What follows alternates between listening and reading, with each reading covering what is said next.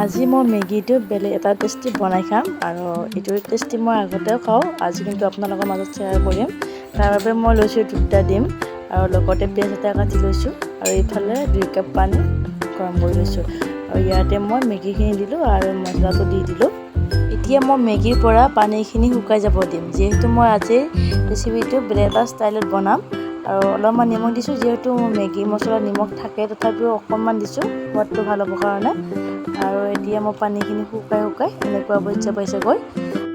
মেগীখিনি হৈ গৈছে আৰু এতিয়া মই পিছৰখিনি এটা পিঁয়াজ লৈছোঁ আৰু 2টা ডিম লৈছোঁ আৰু এইখিনি ধুনীয়াকৈ মিক্স কৰি ল'ম মই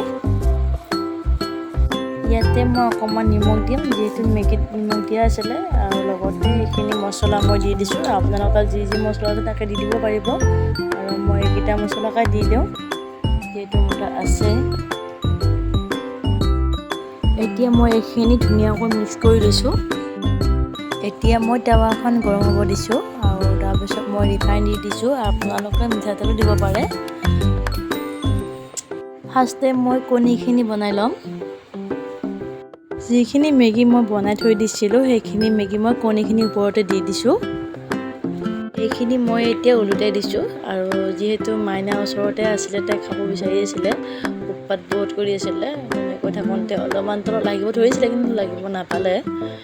এতিয়া এইখিনি মই ওলোটাই দিব দিগদাৰ হয় কাৰণে মই দুভাগ কৰি লৈছোঁ আৰু তথাপিও দেখিছেনে বাৰু ওলোটাই দিওঁতে ভাঙি গ'ল